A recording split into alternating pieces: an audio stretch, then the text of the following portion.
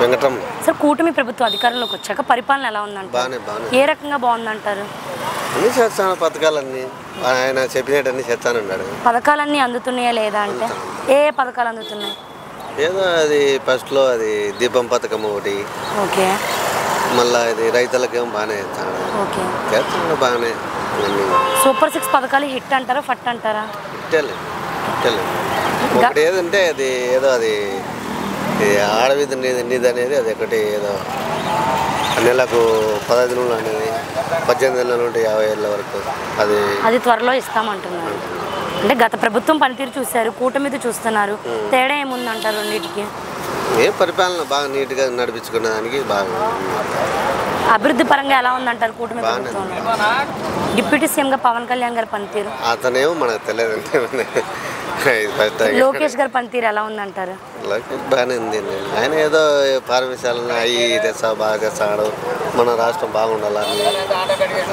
విద్యాశాఖలో ఉన్నారు, మార్పులు ఏమైనా తీసుకొచ్చారంట? మార్పులు బాగానే ఉంది కదా, ఇప్పుడు పిల్లలది బాగా ఇంగ్లీష్ మీడియం అని చేసేదానికి. గతంలో చూసుకున్నట్లయితే ఎగతాళిగా మాట్లాడారు లోకేష్ గారిని, ఇప్పుడు పనితీరు చూసి మీరు ఏమంటారు? బాగానే ఉంది, బాగానే ఉంది. ఇప్పుడంటే ఏం తెలియక అది ఇది అంటున్నారు, ఇప్పుడైతే ఏం బాగానే ఉంది.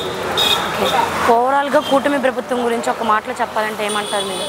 ఏం బాగానే ఉంది, ఏముంది ఇబ్బంది లే. ఇప్పటికైతే జరగబోయేదైతే మనం చెప్పలేం కదా, మీరు చెప్పలేరు, మేము చెప్పలేము. Thank you. పేరు నాగమల్లేశ్వరి మేడం, ప్రకాశం జిల్లా నుంచి వచ్చాను. గతంలో 2018లో మన సీఎం చంద్రబాబు నాయుడు గారు హయాంలో రాష్ట్ర వ్యాప్తంగా 6400 మంది మహిళల మీద ఉన్న అభిమానంతో పశుసంవర్ధక శాఖలో ఉపాధి కల్పించాడు. 2019లో ఈ వైసీపీ ప్రభుత్వం వచ్చినాక మమ్మల్ని తొలగించారు.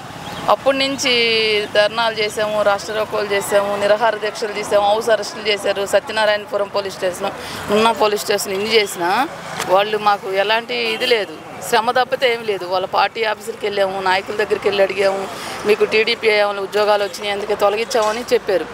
తర్వాత 2020-21లో డైరీ సైన్స్ చేసి నోటిఫికేషన్కి ఎగ్జామ్ రాస్తే 35 మార్క్స్ వచ్చినాయి, అయినా నాకు రాలేదు. రాకపోతే మళ్ళీ బాబు గారు వచ్చాడు కదా, మళ్ళీ కొనసాగిస్తాడేమన్న ఆశతో వచ్చాను. ప్లస్ రెండోది ఏంటంటే నాకు 3 పిల్లలు, 5 సంవత్సరాల నుంచి ఎలాంటి ఉపాధి లేదు. ఏదో ఈ డైరీ సైన్ చేస్తున్నాను కాబట్టి ఏదైనా ఉపాధి కల్పిస్తారని బాబు గారికి చెప్పుకుందామని వచ్చాను. ఈ మీడియా పూర్వకం. నాగరాజు. చంద్రబాబు నాయుడు గారు అధికారంలోకి వచ్చాక పరిపాలన ఎలా ఉందంటారు? పరిపాలన చాలా బాగుంది కదండి.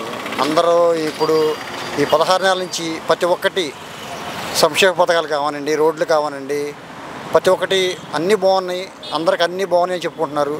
ఇస్తాన పథకాలన్నీ అన్నీ ఇస్తున్నారు మంచిగా. ఈ గవర్నమెంట్ ఇలా ఉండబట్టే ఇప్పుడు అందరూ హ్యాపీగా ఫీల్ అవుతున్నారు. అంటే సూపర్ 6 పథకాలు సామాన్యులకు అందుతున్నాయా లేదా అంటే మీరేమంటారు? అందుతున్నాయండి. అక్కడ అవకాశం ఉంది, అక్కడ ఎవరైతే అర్హులు ఉన్నారో అందరికీ అది కంపల్సరీ సూపర్ 6 అవుతున్నాయి.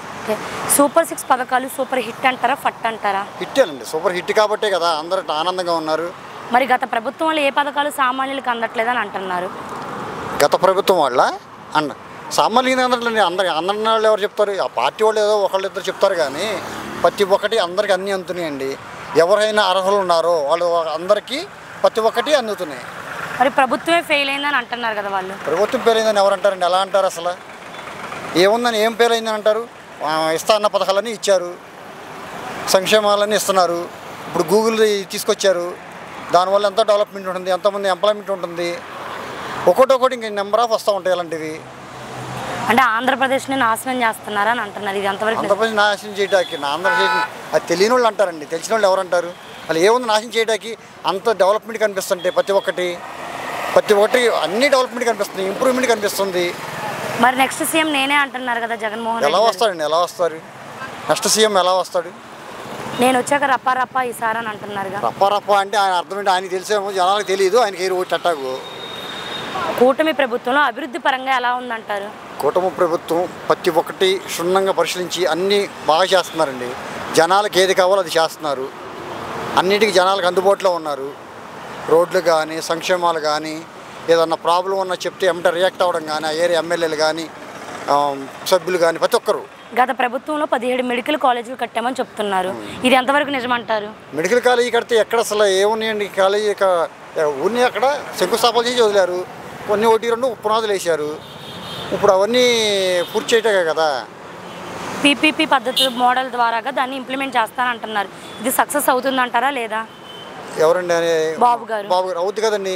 దానివల్ల ఏమవుతుందంటే మన పెట్టుబడి పెట్టకుండా బయట వాళ్ళు పెడతారు, 36 సంవత్సరాలు ఇస్తారు వాళ్ళకి. తర్వాత మళ్ళీ అది కూడా గవర్నమెంట్ హ్యాండ్ ఓవర్లో నడిచేది. తర్వాత మళ్ళీ గవర్నమెంట్ హ్యాండ్ ఓవర్ చేసుకుంటాం దాన్ని. అంటే ఇలా ఇంప్లిమెంట్ చేసినా సరే మేము టెండర్స్ అన్ని క్యాన్సిల్ చేస్తామని అంటున్నారు జగన్మోహన్ రెడ్డి. అవన్నీ ఎట్లా అవుతుంది? ఆయన వస్తేనే కదండి టెండర్ క్యాన్సిల్ చేయడానికి.